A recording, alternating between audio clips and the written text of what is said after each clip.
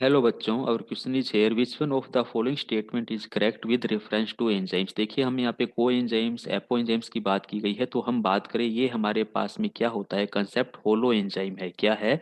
Holo enzyme है। होलो enzymes को हम दूसरे शब्दों में और क्या कहते हैं? कॉम्प्लेक्स एंजाइम भी कहते हैं। ये हमारे पास में ऐसे एंजाइम्स होते हैं जिसमें एंजाइम के साथ में जो प्रोटीन पार्ट होता है, उस प्रोटीन पार्ट के साथ में हमारा क्या आता है? नॉन प्रोटीन पार्ट्स भी आता है। क्या आता है?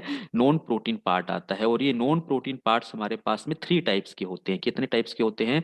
थ्री टाइप्स के होते हैं। एक तो हमारे पास में ये होता है कोफैक्टर, ठीक है। दूसरा होता है हमारे पास में ये को एंजाइम। क्या होता है? को एंजाइम्स।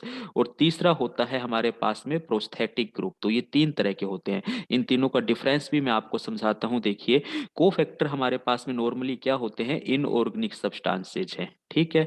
और को एंजाइम्स हमारे पास में क्या होते हैं? ये हमारे पास में ऑर्गेनिक सब्सटेंसेज हैं।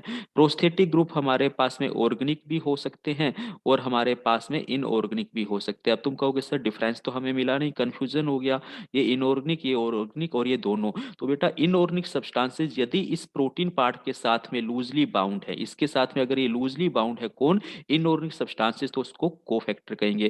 अगर ये हमारे ऑर्गेनिक सब्सटेंसेज लूजली बाउंड है तो उसको कोएंजाइम कहेंगे। और ये हमारे प्रोस्थेटिक ग्रुप हमेशा याद रखना कैसे बाउंड होते हैं? टाइटली बाउंड होते हैं। ये कंसेप्ट याद रखना, चाहे ऑर्गेनिक है इनऑर्गेनिक है, तो इसको प्रोस्थेटिक ग्रुप कहेंगे। अब एक एक करके हम हमारे स्टेटमेंट पर आते हैं। ये जो प्रोटीन पार्ट्स होता है, इसको हम किस नाम से जानते हैं? इसको हम एपो एंजाइम्स के नाम से जानते हैं। तो ये भी कंसेप्ट याद रखना। तो मोरल ऑफ द स्टोरी में क्या कह रहा हूं, ये जो मेरे पास में होलो एंजाइम्स हैं, ये मेरे पास में क्या होते हैं? ये मेरे पास में एपो एंजाइम्स होते हैं, प्लस साथ में क्या होते हैं? को एंजाइम होंगे। को एंजाइम्स यहाँ पर नहीं होगा तो क्या हो सकता है? को फैक्टर हो सकता है। को फैक्टर यहाँ पे नहीं हो सकता तो क्या हो सकता है? प्रोस्थेटिक ग्रुप हो सकता है, ठीक है। क्योंकि ये तो हमारे पास में नॉन प्रोटीन पार्ट्स हैं। तो एक एक करके देखते हैं। होलो एंजाइम्स एपो एंजाइम प्लस को एंजाइम होते हैं। यस, पहला ही स्टेटमेंट हमें सही मिल रहा है। को एंजाइम एपो एंजाइम प्लस होलो एंजाइम्स कभी नहीं होते हैं। होलो एंजाइम्स को एंजाइम प्लस को फैक्टर कभी भी नहीं होते, क्योंकि ये दोनों तो हमारे पास में क्या है?